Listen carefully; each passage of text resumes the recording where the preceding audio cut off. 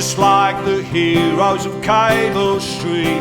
No pass around, no pass around. We fought the fascists to defeat, and we'll do it again tomorrow, just like they did in the Second World War. No pass around, no pass around. We booted the Nazis out the door, and we'll do it again tomorrow. Victory, victory. I was in high school discovering punk rock and alternative ways of living in a world that so often demanded we stay on the prefabricated path paved for us. But I'd never been one to follow the crowd. And so when I heard the songs A New England, Help Save the Youth of America, and Waiting for the Great Leap Forward on a mixtape made by a friend with far superior musical taste than me at that time, it immediately resonated with me both politically and personally. The legendary English singer-songwriter has been performing for more than 40 years, blending folk, punk, and protest music with political and romantic themes. From Life's a Riot with Spy vs. Spy through Tooth and Nail, Bragg's music spans countries and generations, offering hope, anger, and resilience to those looking to create change. A longtime left-wing activist, he has testified before a commission that debated reforming the House of Lords. He also founded Jail Guitar Doors, an organization that gives musical instruments to prisoners. His book, Roots, Radicals, and Rockers, tells the story of the music genre skiffle.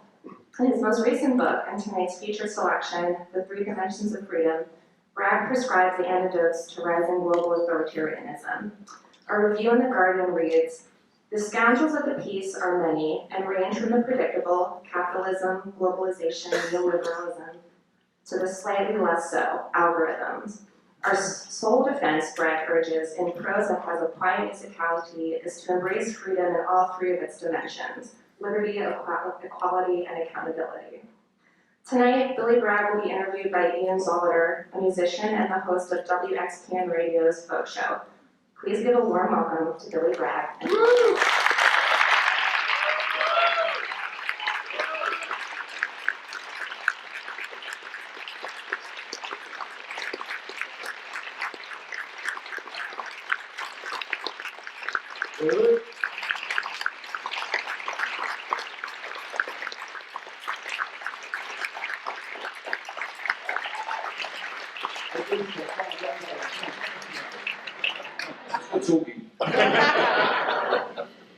Well, hello. Hey, how are you? Good, good.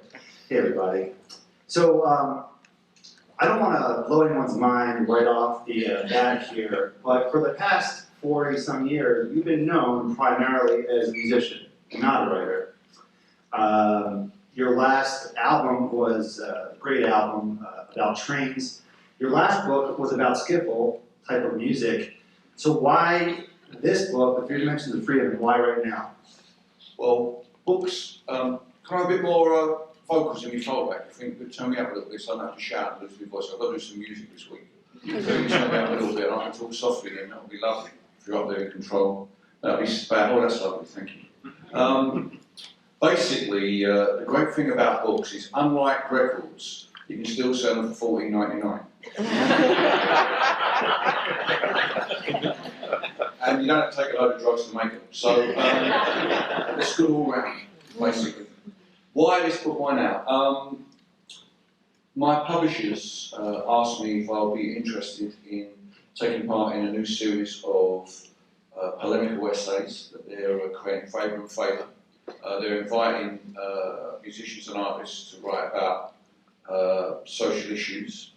And I had, in 2018, I'd been invited to address the staff of the Bank of England, our central bank at home. And the issue I chose to talk to them about was accountability, specifically with regard to the economy, because they are tasked by our government with distributing money to retail banks in a process that we refer to as quantitative easing. I don't know if you have it in America. But the general idea is that they give the money to the banks and the banks lend it to people and that helps the economy grow. But what has actually happened since the crash in 2008 is the banks have been using it to buy back their own shares and shore up their bottom line. So this Bank of England can't do anything about this because it has no agency in the process. It's told to do this. So I thought I'd go along and make a case for a more accountable economy. And that seemed to go over pretty well. They took me downstairs and showed me the gold room, where all the gold is kept, which was quite staggering thing to see. And yeah, I sort of thought perhaps I could refine those arguments a little better into a polemical essay. You mentioned accountability, in that sense, accountability economically, financially. That happens to be one of the three dimensions of freedom that you go on in more detail about in the book. Could you just briefly say what the three dimensions are and How they relate? a definition of them and how they relate to each other? There is a tendency over the last few years to regard freedom of speech as the definition of freedom. The fact that you can say whatever you want to say, whenever you want to say it, to whoever you want to say it, with no comeback. That means that you're free. Now, if that is true, then there is no higher exemplar of freedom than your president's Twitter feed. The difference between liberty and license, I think, is significant. In London, the BBC, outside of their new offices, have a statue of one of their former employees, George Orwell. And the quote they have chosen to accompany this, carved into the wall of their building, is a quote from the planned preface to Animal Farm, which I actually quote in the book. And it's this, it says, if liberty is to mean anything at all, it means the right to tell people what they don't want to hear. I'm not comfortable with that. People don't want to hear that the Holocaust didn't happen. People don't want to hear that all Muslims are terrorists. That's license. That is not liberty. Ultimately, liberty has to be more than just your ability to say whatever you want to say. So a second dimension you need is equality. And that involves respecting the views of other people and listening to them, giving them the opportunity to express their view and responding to them respectfully. But even that still allows for everybody to go around shouting 2 + 2 = 5.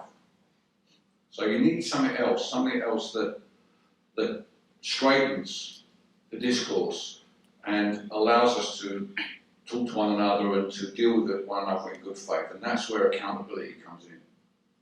Because I would argue that liberty without equality is nothing more than privilege. But liberty without accountability is the most dangerous type of freedom, and that is impunity. And you have a president, and we have a prime minister who've acted with impunity all of their lives. And now they're in the centre of our national discourse, acting with no accountability whatsoever. Our prime minister on a plane to Washington DC yesterday was asked 6 times about when he was mayor of London, some money he gave to a woman who was a friend of his, who he may possibly even have been in a relationship with. He refused to answer 6 times, the journalist, just brushed it aside. To be able to do that, I think, in a democracy, that's deeply troubling. So what I'm trying to do with the book is to set some parameters by which to hold those in power to account, but also on another level to give us some framework in which to conduct a social discourse that's based on deliberation rather than disagreement for the sake of it. So we have these 3 dimensions: liberty, equality, and accountability. And to sort of go through it a little bit, in your book, you relate liberty a lot to economic conditions. Liberty can be seen as freedom from government control, government intervention, regulation. Freedom from regulation can be a sort of liberty. And then also liberty could be freedom of agency, and within economic conditions being able to make your decisions and move about freely. So can you talk about sort of the factors that led up to the situation that we're in now? You get a lot of history about Keynes and Hayek and people who subscribe to those philosophies, yet we're in this situation, you know? Yeah. Every resource available. One of the key aspects of the neoliberal economic model that we've been living under for the last 40 years is the notion that if the markets are left to their own devices, everything will be okay. That is both a terrible license to economists, but it's also a complete cop-out for politicians. I once did a live TV show in the UK, an afternoon show, standing in the wings waiting to come on and play a song. A Conservative minister was being interviewed in front of me live on camera, and they asked him if he was considering raising the allowance that the government gives to mothers with children, we call it children's allowance. And he said, completely straight-faced, we'll have to see what the bond markets think about that. Now, I don't remember voting for no bond markets, and I told him so in the elevator on the way out. And to such an extent that his young female minder was stifling a laugh that I should get in his face. She clearly enjoyed it, he didn't. But he shouldn't have gotten a from it. But the point of this being is that for those who believe that authoritarianism is regulation, they have completely got the wrong end of the stick. Authoritarianism arises when regulations are so lax that those in power can act with impunity. You know, the only way to have an economic system that runs for the benefit of the majority of people is to have it heavily regulated, clearly regulated, to ensure that the human impulse for greed is not allowed to run wild. But over the last 40 years, we've not only allowed that impulse to run wild, but we've also allowed it to run beyond the confines of our own national borders. And that has had severe economic repercussions for people working particularly in the traditional industry. To such an extent that within a globalised economy, those people have been denied the agency that they had when economics was more prescribed by national borders. And this lack of agency is partly economic, it's also partly to do with the fact that the electoral system in my country and in yours doesn't ensure that everybody's vote counts, it's not proportional. So consequently, if you don't vote for the party that wins, your vote goes to the bin. Where I live in West Dorset in England, the Conservative Party have been in power as the MP since 1886. Where I grew up in East London, in Barking, the Labour Party have been in power there since 1931 when the borough was created out of Essex. So since my father was a child. And please don't tell me there aren't any Tories in Barking because I'm related to some of them. So, it's equally unfair to them as it is unfair to me in West Dorset. So that sense of lack of agency is real, but misdirected because it very often expresses itself in anti-immigrant feeling.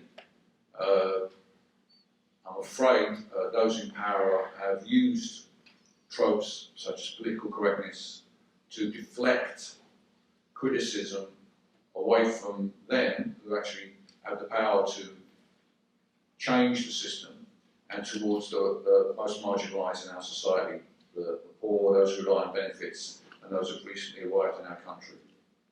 So I think it's this lack of agency that is at the root of the rise of Trump and certainly of Brexit in my country, and that greater accountability in the economy and in our political sphere is a way to begin to address that. So, in this idea of agency and the freedoms that should be allotted to all citizens, they're all, in your book, sort of victims of the failures of neoliberal philosophy and other philosophies that people have tried over the years and generations that have not served us. And there was a quote that stood out. It was in response to the results of the 2016 election here in the States, I believe. You said centrists were shocked to discover that for a majority of people, the smooth running of an economy that has excluded them and rewarded others is not their highest priority. Do you think that centrists since then have learned their lesson after 2 years of Trump? I'm afraid not. I mean, it's actually exactly the same for Brexit as well. I mean, the similarities between the symptoms of Brexit and the symptoms of Trumpism are very, very similar.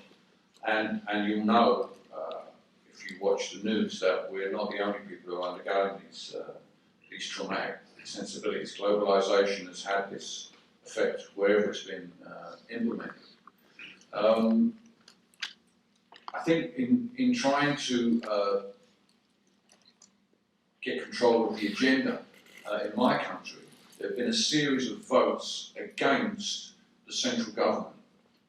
In the 2010 election, our system, which we call first past the post, it's designed to ensure that whoever wins gets a working majority. That's the big plus of it. The negative is that it chucks your vote in the bin if you don't. The majority of us actually get our votes chucked in the bin, but it always gives us a majority. It didn't. It gave us the first peacetime coalition government. And that's happened again in 2017. These are votes against Westminster. People are angry. The Scottish referendum nearly went to independence, and the election of Jeremy Corbyn was also part of that aspect, because that was a vote against the Labour Party centrist Westminster way of doing things. And this phenomenon, I think, is something that we in the UK we're seeing people who want significant change, but the system, the centrist control system, is unable to deliver it. And, you know, whatever you thought about Hillary Clinton, I'm sure she'd have made a fine president. She was not a change candidate. She represented the continuation of the economic model of the past decades. And I think that really mitigated against her.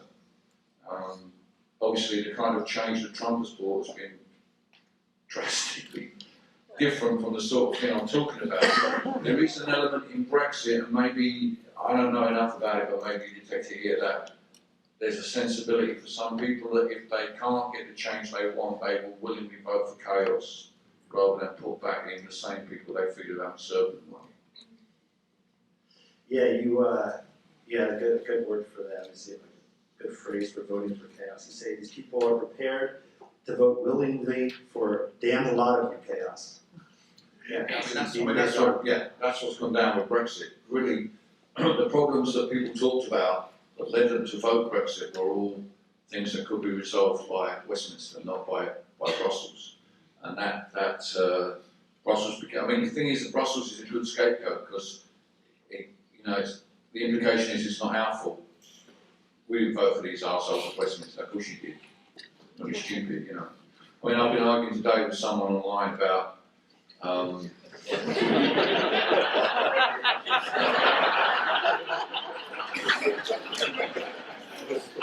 it's too hot to walk around. I'll get fried. I walked around all day trying to find a haircut. Every barber in Philadelphia is closed. I didn't know this, so I came back.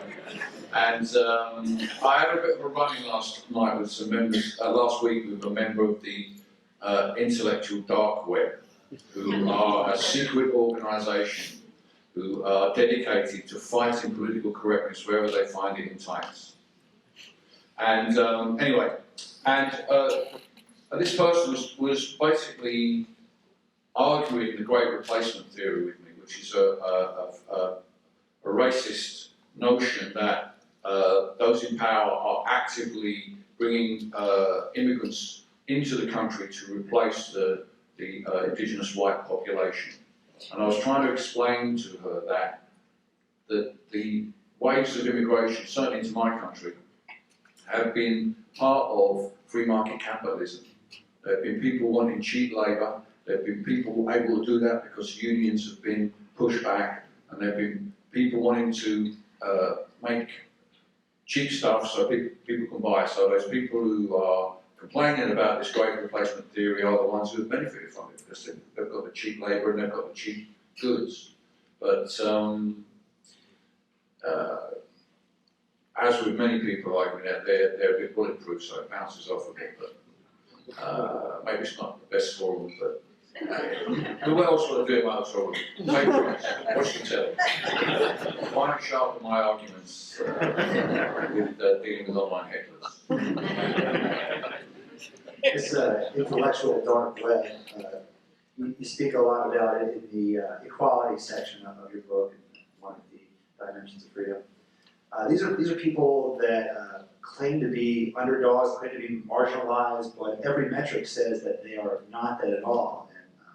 And they're followed by millions and millions of people, more than, in a lot of cases, any mainstream outlet.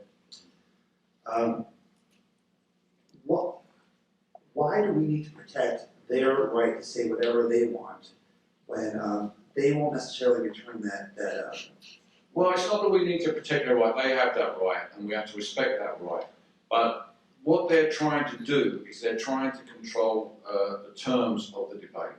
And they do that by using words which delegitimize your points. One of their favourite phrases is, as I'm sure you know, political correctness. Now, political correctness doesn't actually exist. There's no theorists up in Chicago writing about it. There's no people marching on the streets with banners demanding more political correctness. There's no party, the National Party of Political Correctness, looking for your vote on the next election. Political correctness is a trope used by reactionaries to police the limits of social change. That's what it's for. And they use that, and, you know, they use the term woke in a pejorative way to try to delegitimize the points that you are making. They are trying to control terms of the debate. And interestingly, one of the things that the new free speech warriors have such disdain for is the idea of safe spaces. Now, safe spaces are also seeking to control the debate, but they are seeking to control the tone of the debate.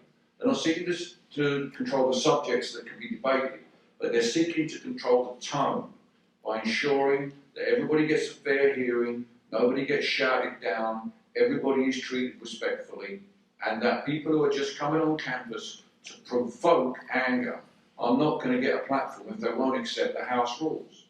Now, that, you know, I think that's fair. If you were running a bar somewhere and there was some guy came in every night and started a fight, you'd chuck him out, wouldn't you? You wouldn't say, oh, it's his right to come in and start a fight. You wouldn't do that. So, you know, the point being that the great struggle, it seems to me, that underpins all this, and certainly underpins what you Americans refer to as the culture war, is the eternal struggle to decide who gets to write the rules, and more importantly, who gets to break them with impunity.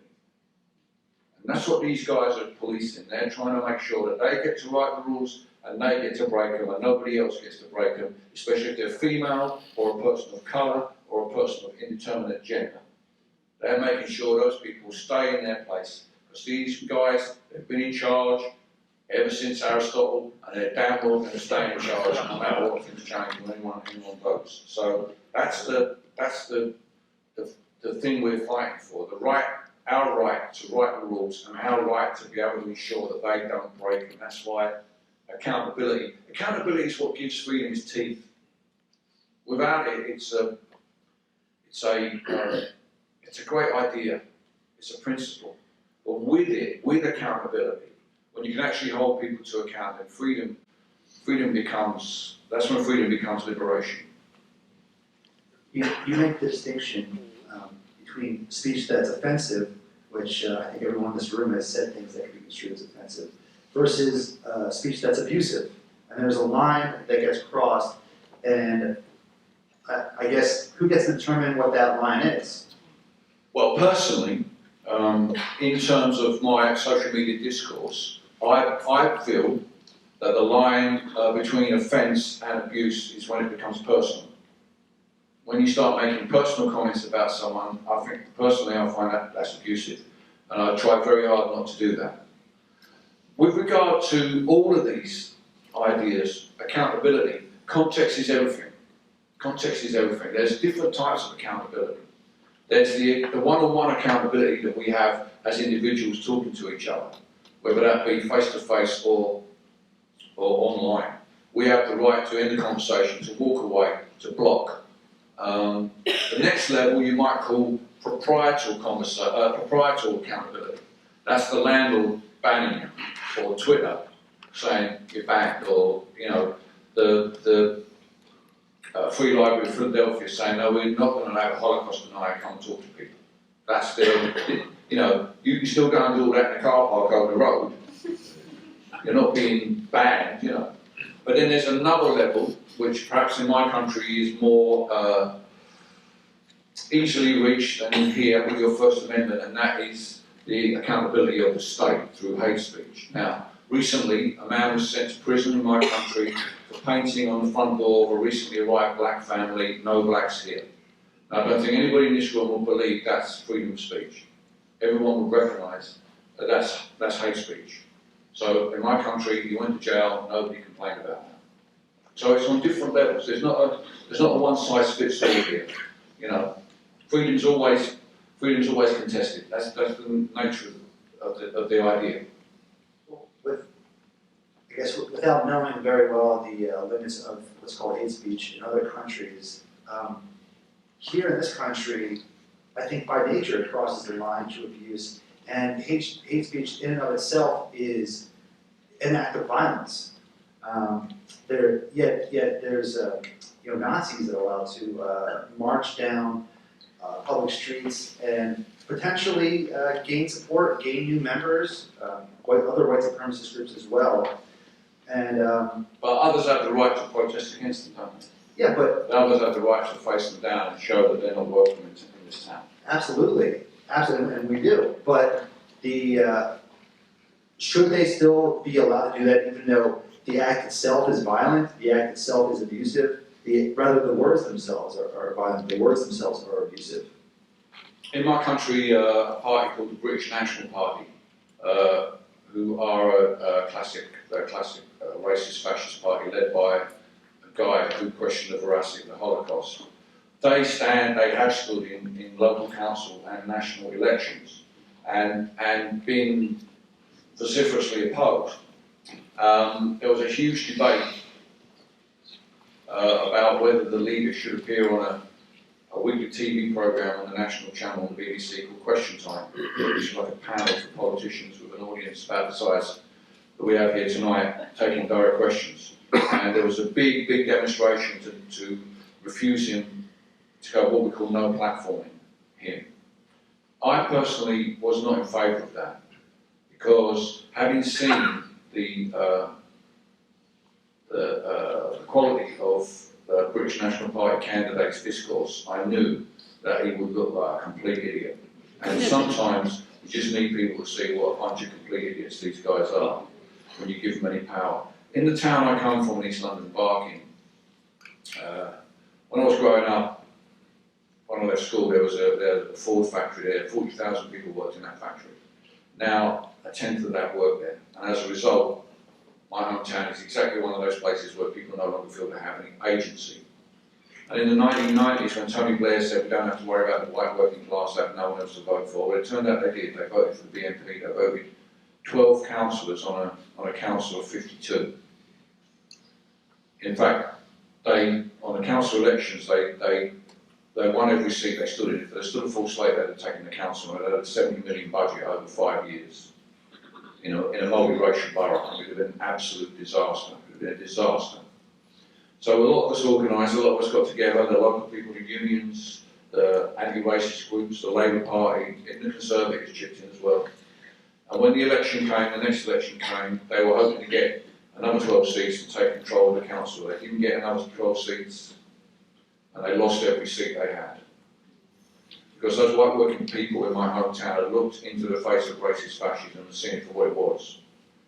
And I trusted working people to be able to tell when racists are coming to their town and putting neighbour against neighbour, I think they see those people marching with their Nazi flags and their Confederate flags, And I think, why are these guys supporting the losers, you know? What about those who won these wars, you know? What about us, you know?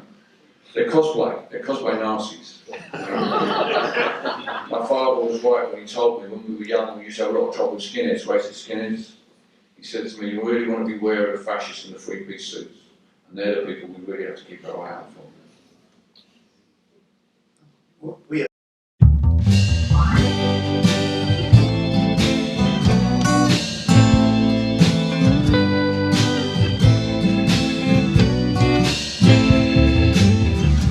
Angry white men dressed like Elmer Fudd, shouting something about soil and blood. A woman of color steps out from the crowd and does something to make us all proud. Just like Victor Hugo told, to love is to act, and her act was bold. Bold as love, she made her stand, and with a smile took power from man. Oh, don't you know, we come together when Sophia smiles. All around the world, people come together when Sophia smiles.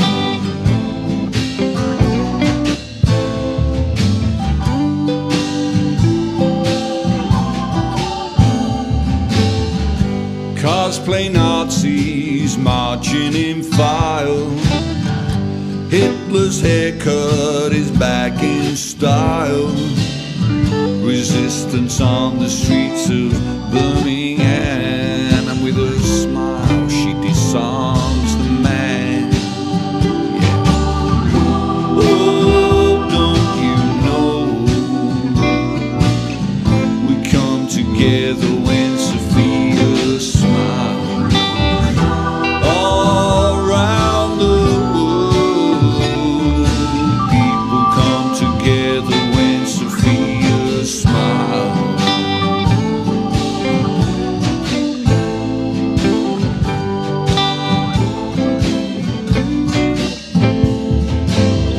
This is what solidarity looks like. Yeah. This is what solidarity looks like.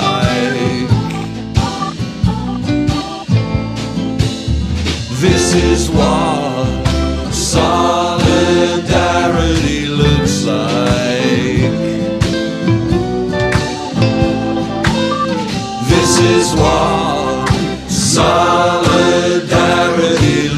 like. This is what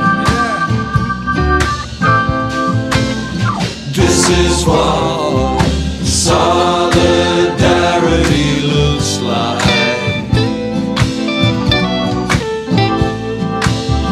This is what solidarity looks like.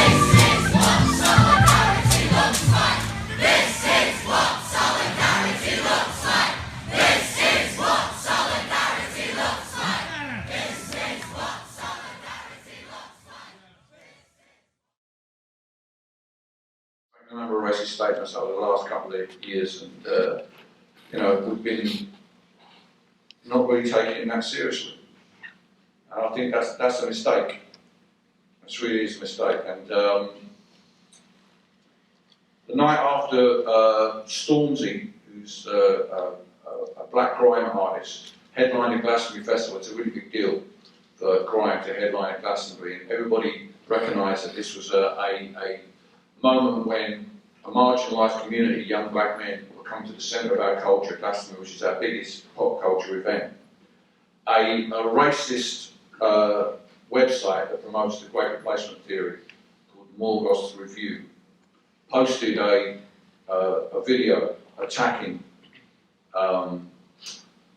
Stormzy, and somehow it ended up on Morris's website 3 hours after it had been posted. And someone mentioned this to me in a tweet, and I was like shocked. And so I waited for some response in the press to this. None was there coming. And so after a week, I thought to myself, I'm going to have to make a point of this myself. And my argument isn't about what Morrissey said. Morrissey has the right to say whatever he likes. But he doesn't have the right to say whatever he likes and not be held accountable for it. My complaint was with the press that weren't holding him to account, that weren't drawing attention to the points that he was making and to the way that he was abusing his platform. So, I did upset some of his fans a little bit, but such is the process out there. And it's just very, very disappointing, but those of us who love the Smiths, myself included, that someone who once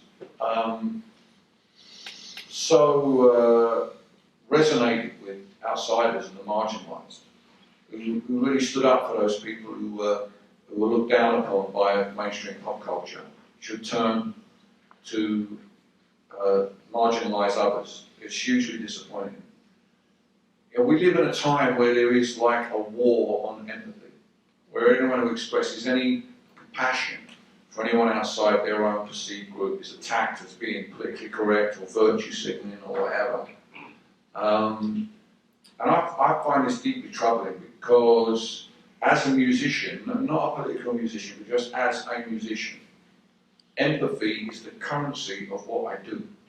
The power that music has is not to change the world. Sorry folks, I've tried my hardest. Music has no agency. The only people who have agency are the audience. I've known that for a long time. But music does have a power, and that's why we all want to believe it can change the world, because it can change our mood, it can change our feelings. It has an amazing power. But the power it has is the power of empathy, the power to be able to make you feel emotions that you've never felt firsthand, perhaps, or feel for someone who you have never met. You might hear music that in a different language, you don't even understand the language, but it moves you in some way, and as a result, you feel respect for the person who made that music and the culture that it comes from. And I'll go further to say that music has also a solidarity to it as well. That you may have a song that you have invested deep emotions. There might be a song that articulates things you can't say yourself. We all have songs like that, And let's say it's Adele who's got your song, and you go to see her, and she's singing it, and you're singing it, and 2,000, 5,000 other people are singing it. Whatever emotions you've invested in that are accepted by everybody in the room. You feel as if you're not alone because you see everybody else is moved by this moment. That emotional solidarity is incredibly valuable in a society that atomizes discourse, That's why, music is cheap as chips now, you get it for nothing. But people still want to come to gigs because there's something you can't get online at a gig. It's a form of community. It's why they sing in church. It's why they sing at football in my country. Because they're all, at football, your team wins. Everyone is experiencing the same emotion. They need some way to express that. They need some way to show, to supercharge that feeling. And that solidarity you get, all chanting the name of your team together, it's a very, very powerful emotion, And it's relatively harmless. At the end of it, you all go up, which good. It's good because, that kind of thing can be used in a negative way. It's relatively harmless. But it is, we have a deep emotional need for those connections, and that's the power that music has. So, to see someone using it to divide people, particularly someone who's previously done the good work that Morrissey did with the Smiths, I find it very, very, as a fan, I'll be honest with you, I find it heartbreaking. At this point, we're going to open it up to you audience members. If you have any questions, please raise your hands and we'll come out with a microphone. Yes, sir. Thank you. I love what you said about music. When you walked in, you got the longest applause I've ever heard here. So you really brought us together. Thank you. I'm from Germany, and many Americans, I've been in America now for a number of years, don't believe that anything like Nazi Germany could ever happen here because we are so democratic and we are so great and we know what we are doing and so on. And now I can see when I watch Fox News, I watch it every night.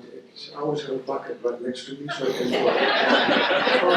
it is so dangerous. And when the Prime Minister from India came yesterday, that whole stadium erupted with carefully selected Indian business people who live in the United States now. And this man is so convincing. I'm not talking about the Indian Prime Minister here. So he talked and got that whole Indian audience on his side. And suddenly he was very friendly towards foreigners because their money, it works. And there is something so dangerous in the language being used now. And I know it, maybe it's politically incorrect to say that, but at times I feel like living in Nazi Germany here. When I hear the language that is so highly persuasive, and I was wondering whether you have found a way of sharing with people what they can do to get their antennas up so they don't fall for it. Yeah. Well, what I'm trying to do in the book is trying to offer a framework to look at both the rise of what you're referring to, the rise of authoritarianism, but also to how we deal with one another in our social media discourse, how we work. And I think that at some point, I mean, I don't believe that the argument is a left or right argument. I do spend time in the book critiquing neoliberal capitalism, but I don't believe fundamentally that freedom is a left or right wing concept. It has to be available to everyone. We on the left have to be as open to accountability as everybody else. But somewhere we have to draw a line and say enough is enough. And I think accountability is the place where we have to sharpen our spears and put our shoes together and say on this line and no further. And that's unfortunately over the last few years that line has been missed regularly in the United States, and it's starting to slide in the UK as well. I'm not sure we are quite on that slippery slope as far as perhaps you feel we are. And I think that the lesson from history is so clear. But certainly these are more contentious times than any I've lived in, from the 1980s when it felt society was fighting against one another. I think we're in much more dire straits now, I'm afraid.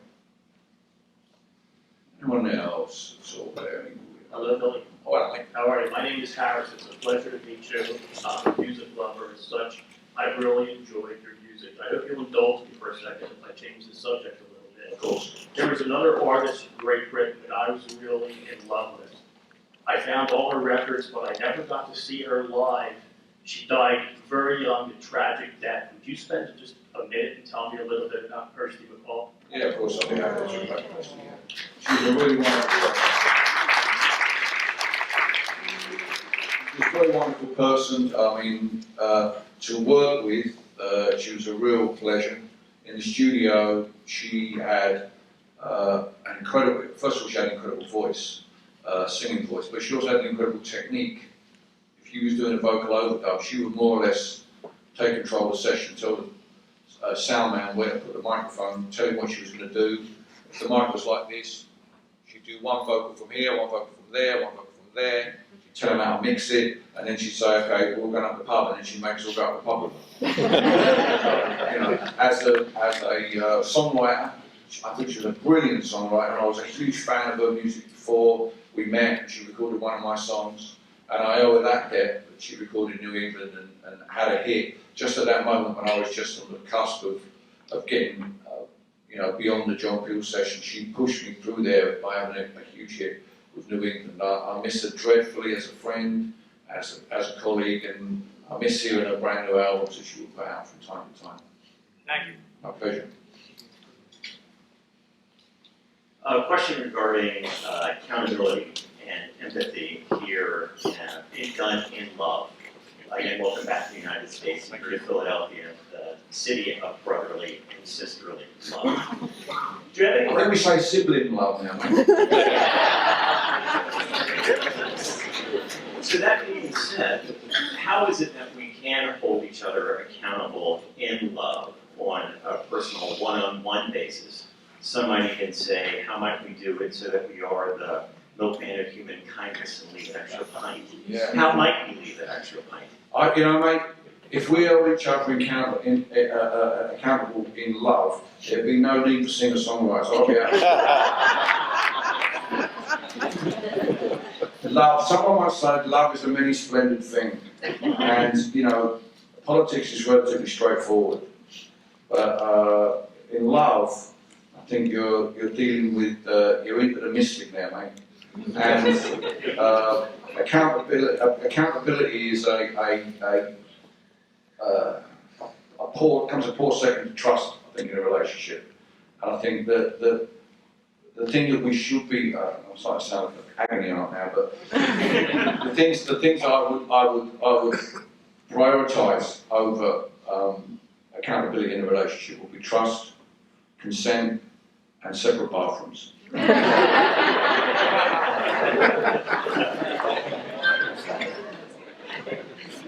Any more? Yes, sir.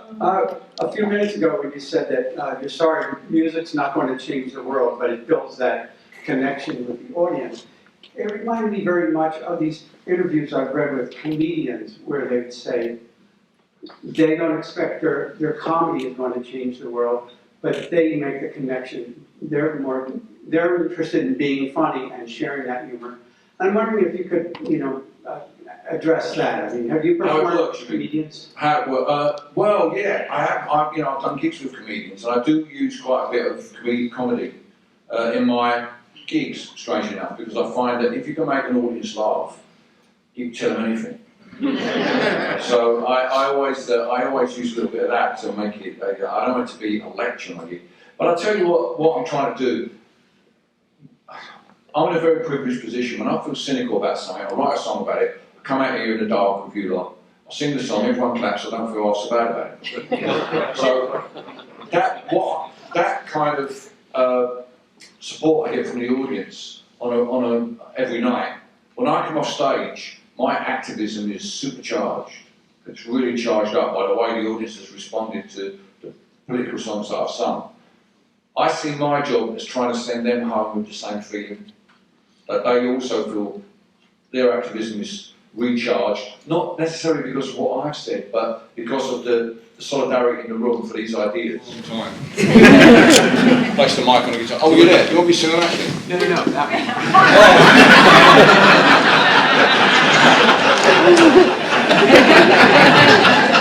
Thank God for that. I mean, it's bad enough talking like it's a lecture at a gig without standing up. So, I was talking just a second ago about the idea of empathy being the currency of music. That's kind of what this song is about. When it talks about socialism of the heart, something about compassion and empathy.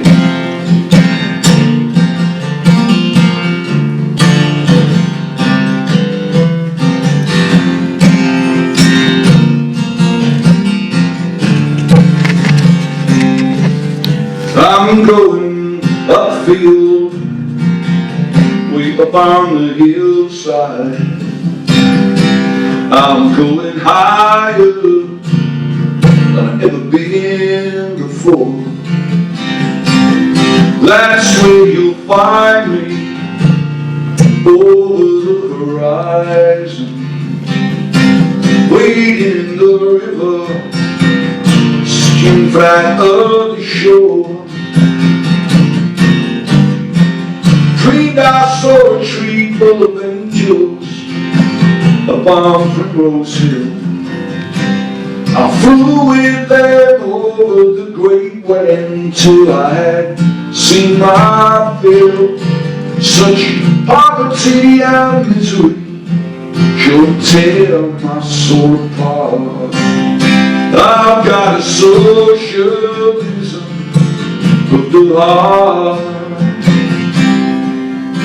I've got a socialism of the heart. I'm going upfield, way up on the hillside. I'm going higher than I've ever been before. That's where you'll find me, over the horizon, wading in the river, reaching back of the shore. The angels asked me how I felt about all I'd seen and heard. They spoke to me a pagan, gave me cause to doubt their word. But they laughed and said it doesn't matter if you help us in our art. You've got a socialism of the heart. You've got a socialism of the heart. I'm going upfield, way up on the hillside. I'm going higher than I've ever been before.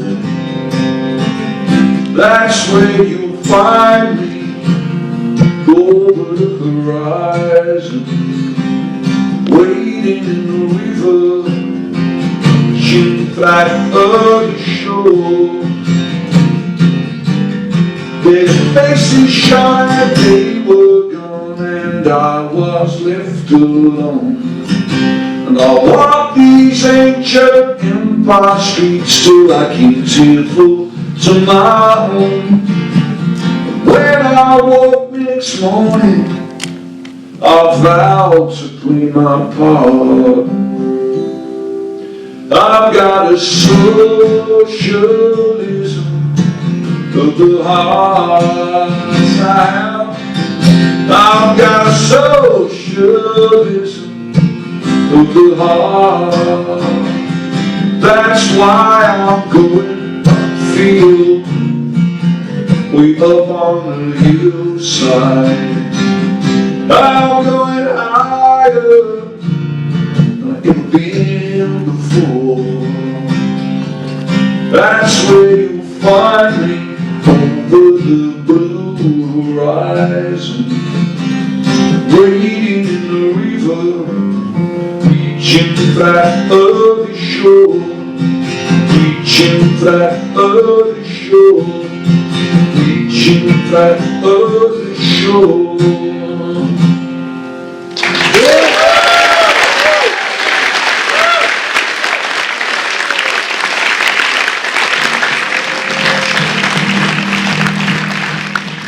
Gather round, people, wherever you roam, and admit that the waters around you have grown, and accepted that soon you'll be drenched to the bone. For the climate is obviously changing, but the fool in the White House says no one's to blame. The times they are a-changing back.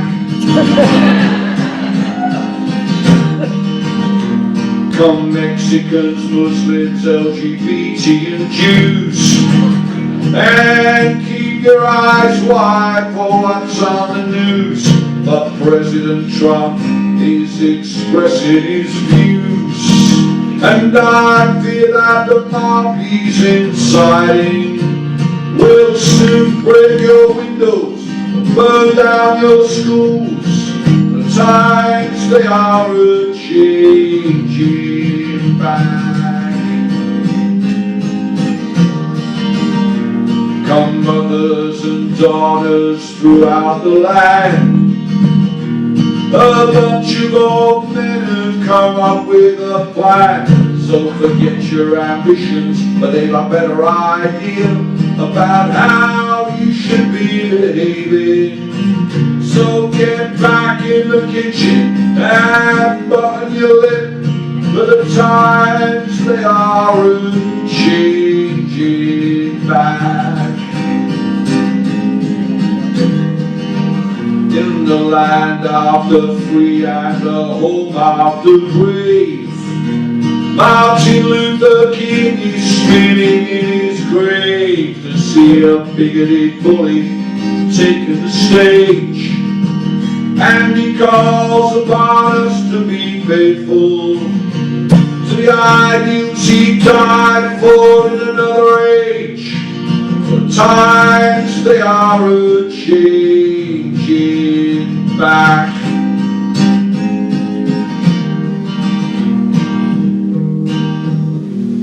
And the line is drawn, the curtain is cast.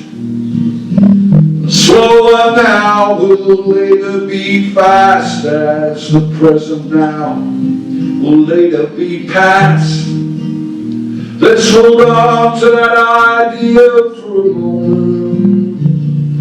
And the first one now will later be last, for the times they need a changing.